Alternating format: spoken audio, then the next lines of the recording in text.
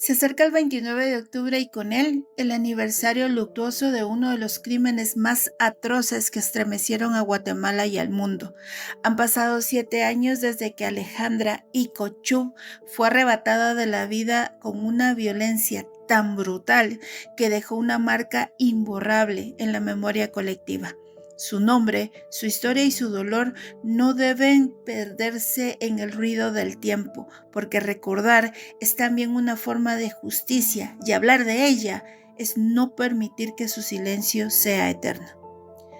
Alejandra era una joven mujer, madre de 3 niños. Vivía en una comunidad rural en Alta Verapaz, Guatemala, donde la tranquilidad parecía una constante, pero donde también, como en tantos hogares, la violencia doméstica se ocultaba tras las paredes.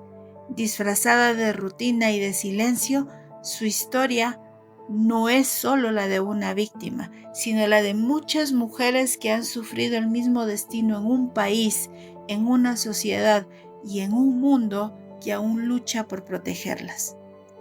Era la noche del 29 de octubre del 2018 cuando la tragedia se desató. Alejandra Icocú fue brutalmente atajada por su pareja sentimental, el señor Mario Tut Ical. El crimen ocurrió dentro de su propio hogar frente a sus hijos, en una escena de horror que ninguna persona debería de presenciar. Los gritos se escucharon por toda la aldea, pero los vecinos pensaron que solo era otra de tantas peleas. Pero esta vez fue diferente. El ataque fue despiadado, casi imposible de describir sin estremecerse. Alejandra recibió múltiples heridas provocadas por un machete.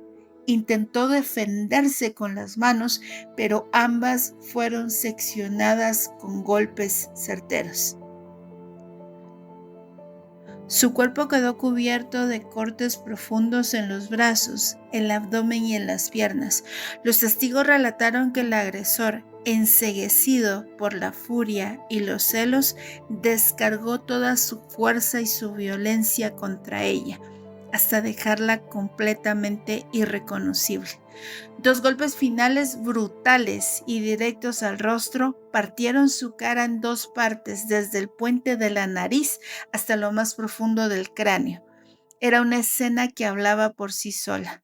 No había sido un impulso ni un arrebato, sino un acto de crueldad deliberada. Alejandra agonizó en su cama, bañada en su propia sangre, mientras el silencio de la aldea se llenaba de gritos que pedían ayuda. Sin embargo, debido a la ubicación del lugar, las autoridades tardaron demasiado en responder.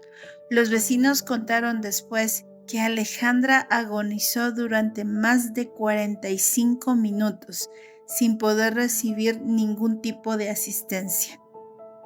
Cuando llegaron los bomberos al fin, ella seguía viva, pero en camino al hospital su cuerpo exhausto no resistió más. Su muerte fue violenta, inhumana y además fue grabada. El video del crimen se difundió en redes sociales como pólvora, desatando una ola de indignación.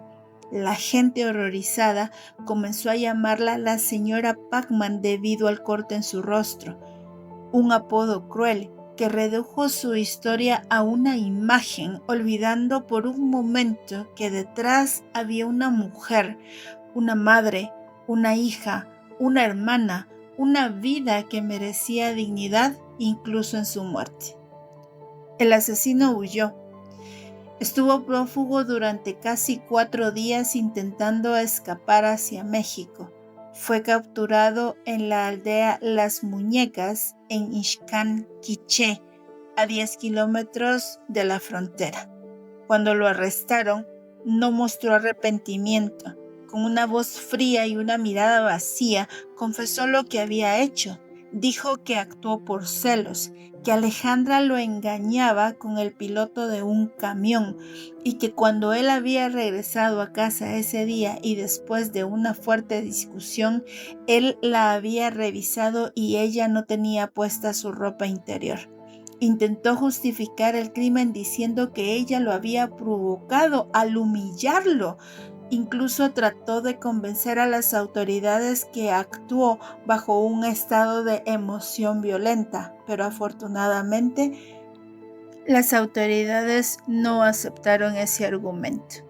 La hermana de Alejandra, la señora María Ikochuk, declaró que ese día Alejandra había estado con ella toda la tarde compartiendo. No había habido ningún engaño, ninguna infidelidad, solo una historia de celos enfermizos que terminó en tragedia. Alejandra ya había sido víctima de ataques anteriormente. En su declaración, él dijo: "Soy feo, pero tengo 2 mujeres", lo que era cierto. La esposa de Mario lo había denunciado antes por violencia, pero por miedo y coacción, ella retiró la denuncia. Lamentablemente, el juez que tuvo en su momento ese proceso no lo metió a la cárcel y tampoco lo ligó a proceso.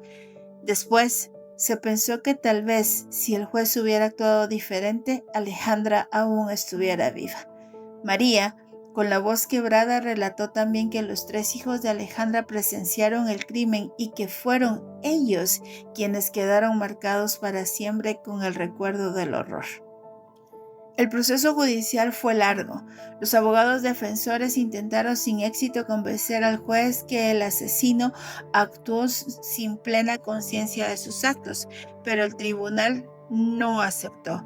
Las pruebas, los testimonios y la frialdad con la que el asesino habló del crimen no dejaban lugar a dudas.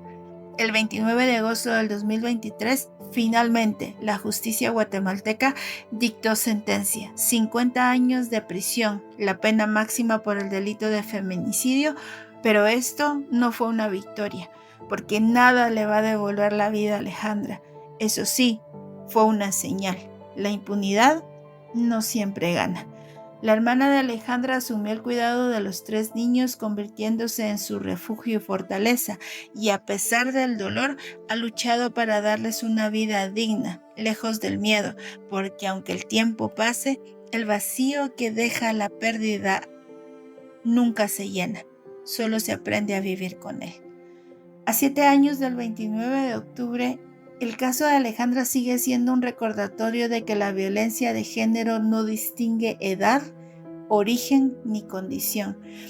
Cada día, cientos de mujeres viven situaciones similares en silencio, por miedo, por dependencia, por amor malentendido. Y no solo las mujeres, también hay hombres que sufren de violencia en el hogar, que callan por vergüenza o por miedo al juicio social. La violencia no tiene género, pero sí tiene una raíz en común: el poder, el control y la total falta de empatía. Hablar de Alejandra no es solo recordar una tragedia, sino exigir que nunca más una mujer tenga que morir por amor, por celos o por el ego de quien no entiende que el amor no se impone, se comparte. Su historia nos obliga a mirar de frente a la realidad, a romper el silencio, a actuar, porque cada vez que callamos un acto de violencia nos volvemos cómplices del siguiente y no sabemos cuántas vidas podemos salvar si hablamos a tiempo.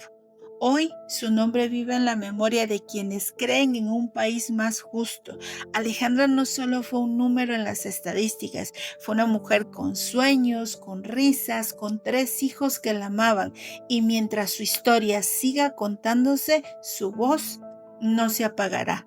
Que este aniversario no sea solo una fecha triste, sino una llamada a la conciencia, porque recordar a Alejandra es recordarlas a todas, y porque la justicia verdadera no solo está en los tribunales, sino en el cambio que hacemos como sociedad, para que nunca más otra mujer u otro hombre muera en manos de quien decía amarle.